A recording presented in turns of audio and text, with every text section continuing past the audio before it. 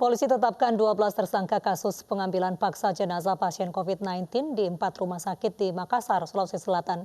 6 pelaku yang mengambil paksa jenazah COVID-19 itu dinyatakan positif terpapar COVID-19.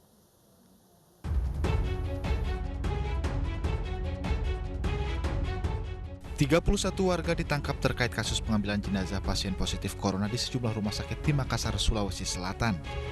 Dari hasil pemeriksaan, 12 orang ditetapkan sebagai tersangka dari 4 lokasi yang berbeda.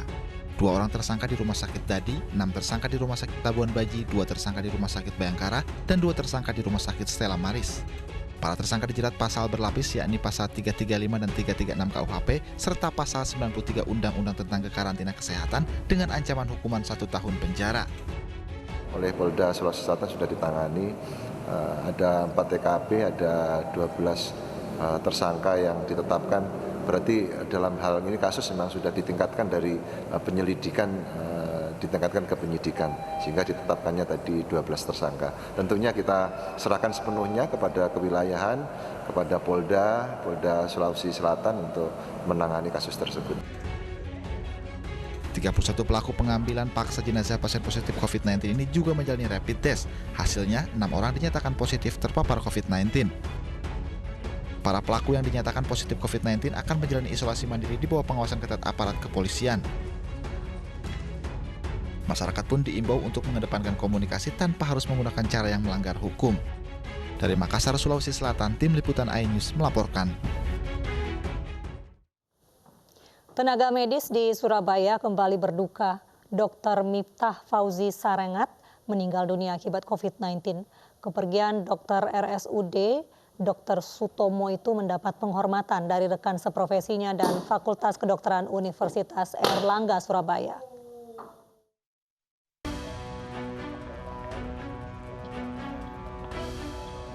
Tenaga medis di Surabaya kembali berduka. Kepergian Dr. Miftah mendapat penghormatan dari rekan seprofesinya dan Fakultas Kedokteran Universitas Airlangga Surabaya. Dr. Miftah meninggal dunia setelah dirawat selama 5 hari di ruang isolasi RSUD Dr. Sutomo, Surabaya, Jawa Timur. Almarhum yang tengah menjalani program profesi dokter spesialis penyakit dalam ini meninggal akibat terpapar COVID-19. Selain itu, Dr. Miftah juga memiliki penyakit penyerta lainnya, 1 diantaranya adalah obesitas atau kegemukan.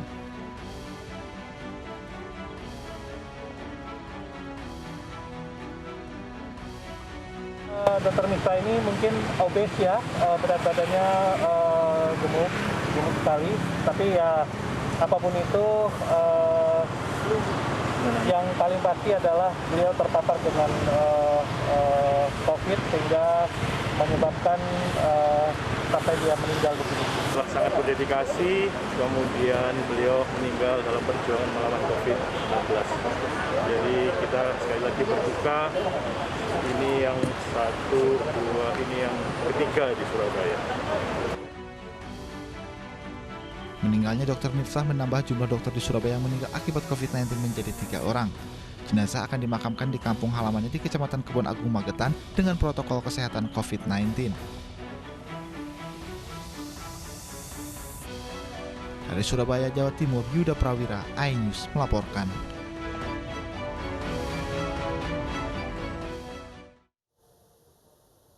Pemirsa, seorang pengemudi ojek daring yang tewas dalam kecelakaan awal Juni lalu dipastikan positif corona. Sebelumnya jenazah pengemudi ojek daring itu dijemput paksa oleh rekannya dan dimakamkan tanpa protokol COVID-19.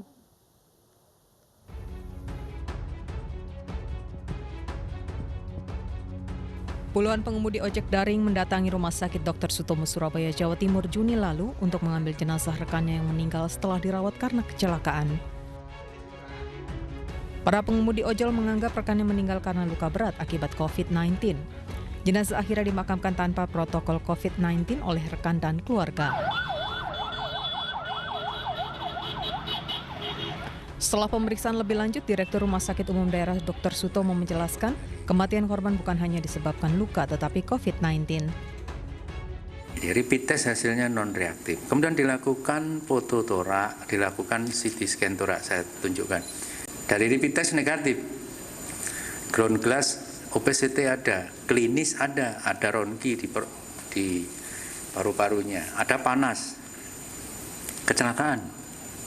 Kecelakaannya tidak saya sebut, Anda pasti tahu. Ya. Lakukan RT-PCR, nunggu. Nah, di dalam proses menunggu ternyata tambah berat sesaknya. Tambah berat sesaknya, inilah yang kita khawatirkan. Hasil swabnya, tapi hasil swabnya ini kita ketahui setelah beliau wafat, positif. Terkait dengan peristiwa pengambilan paksa jenazah COVID-19, Polda Jati memerintahkan Polres Pelabuhan Tanjung Perak Surabaya untuk terus gencar mengedukasi masyarakat akan bahaya penularan COVID-19 termasuk soal pemulasaran. Polda memerintahkan Kapolres untuk memberikan suatu edukasi seluruh jajaran, ya, edukasi tentang protokol kesehatan, pemulasaraan jenazah seluruhnya, ya. Terus kemudian juga faktor preventif, kita juga memberikan pengawalan, ya. Pengawalan yang sifatnya dari satu rumah sakit rujukan sampai dengan ke tempat. Nah, ini harus dikawal dan diberikan edukasi juga, termasuk dengan stakeholder lain seperti Dinas Kesehatan memberikan edukasi. Jenazah kini dimakamkan di belakang rumahnya di kawasan Dukuh Kupang Barat, Surabaya dengan tata cara normal tanpa menerapkan protokol COVID-19. Sementara rekan-rekan pengemudi ojol diminta memeriksakan diri karena diduga almarhum merupakan orang tanpa gejala sebelum kecelakaan. Dari Surabaya, Jawa Timur, Rahmat Ilyasan, iNews melaporkan. Kementerian Perhubungan menghapus peraturan pembatasan jumlah penumpang transportasi umum 50%. Keputusan yang berlaku untuk semua moda transportasi umum itu mendapat respon beragam dari masyarakat.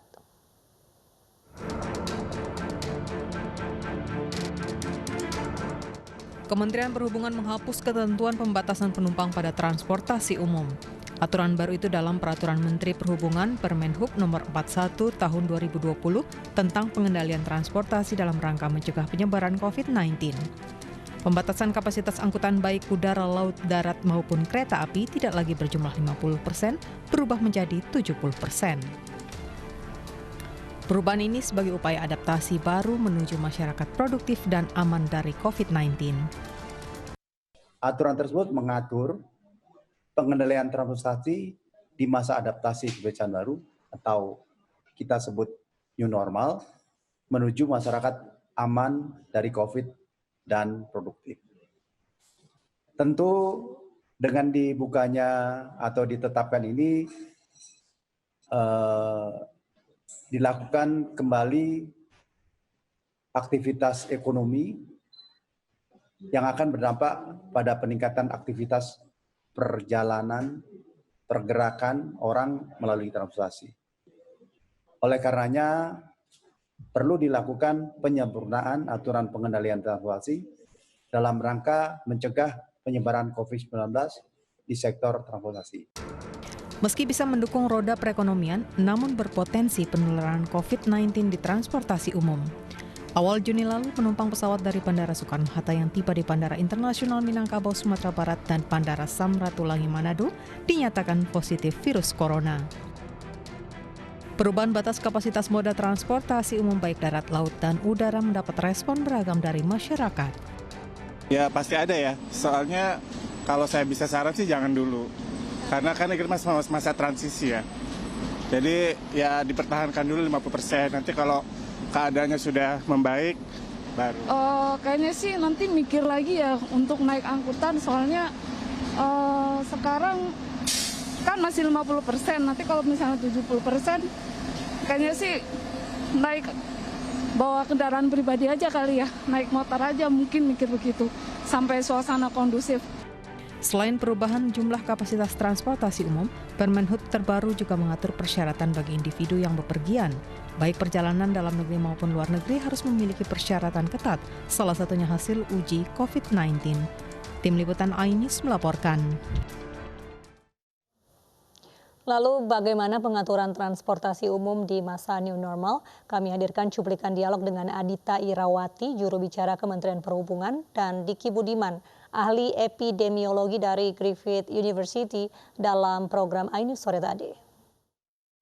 Bahwasanya saat ini kan kita memang sudah memasuki apa yang dinamakan sebagai masa harus beradaptasi dengan kebiasaan baru atau yang biasa disebut dengan kenormalan baru ya. Dan ini pun juga sudah disampaikan oleh Presiden bahwasannya kita ini tetap harus bisa produktif namun juga tetap aman dari penularan COVID-19.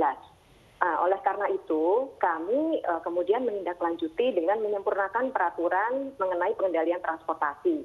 Yang menjadi rujukan kami juga surat edaran nomor 7 dari Gugus Tugas Percepatan Penanganan COVID-19 yang kemudian mengatur tentang kriteria dan persyaratan perjalanan orang dalam masa adaptasi kebiasaan baru menuju masyarakat produktif dan aman COVID-19.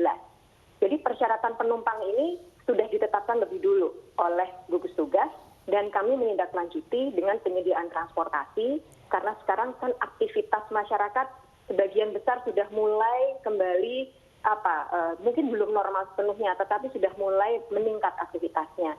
Nah, ini yang kemudian kami tindaklanjuti dengan menyediakan transportasi yang kapasitasnya kami revisi, namun tetap dengan mengimplementasikan protokol kesehatan yang ketat.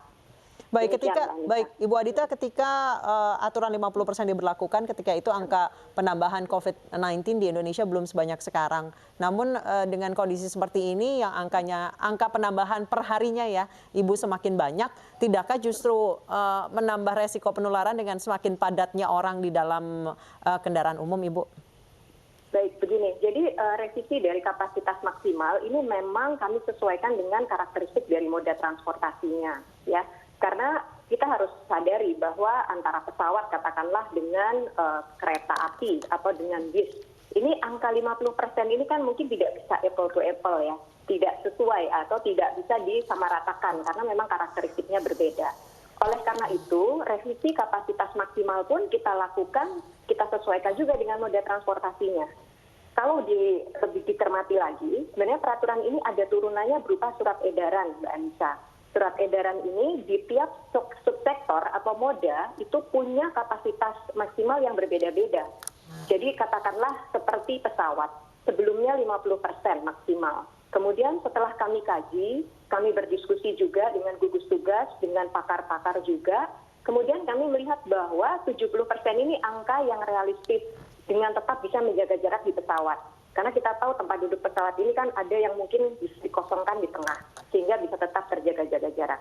Pak Diki, yang Anda lihat dengan kebijakan atau keputusan dari pemerintah untuk kembali membuka transportasi umum, meskipun dengan berbagai batasan, apa yang Anda lihat, Pak Diki? Jadi memang harus dibedakan ya moda transportasinya, karena faktor risikonya juga berbeda. Katakanlah untuk pesawat, memang sampai saat ini belum ada riset atau kasus di mana penularan terjadi di pesawat terbang ya. Artinya karena memang sistem ventilasi dan pengaturan udara yang memang jauh lebih baik dibanding moda transportasi lain. Dan itu artinya harus diperketat untuk screening penumpangnya. Namun akan berbeda dengan kereta api misalnya atau bis misalnya. Dan ini kalau dilihat dari beberapa kota itu angkanya antara 10 sampai 25% kapasitas penumpangnya. Ini untuk moda transportasi darat ya, kereta dan bis atau busway kalau di sini. Satu hal yang harus diingat untuk moda transportasi yang darat, yang kita sudah punya datanya di Indonesia itu 3% dari satu gerbong, dan ini ternyata tidak berbeda jauh dengan yang di Inggris misalnya. Datanya 3% itu ternyata positif dari satu gerbong penumpang. Dari satu gerbong penumpang kurang lebih 100 orangan mungkin lebih. Ini data yang sudah ada sampel kemarin waktu mungkin bulan lalu di KRL yang Jawa Barat ya. Nah, ini bisa jadi satu rujukan bahwa dalam komunitas penumpang ini risiko adanya orang yang membawa virus ini ada di antara di angka 3%-an.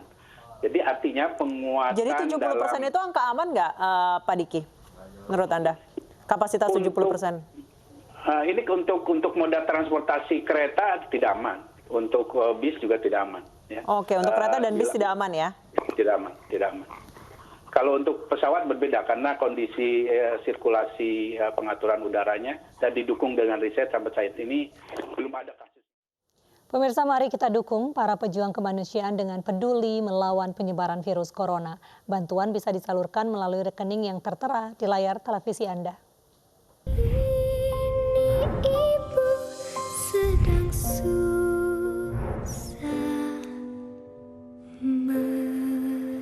merintih dan berdoa. Sejumlah pusat perbelanjaan di Kota Bekasi, Jawa Barat mulai simulasi menuju new normal. Kami hadirkan informasinya sesaat lagi.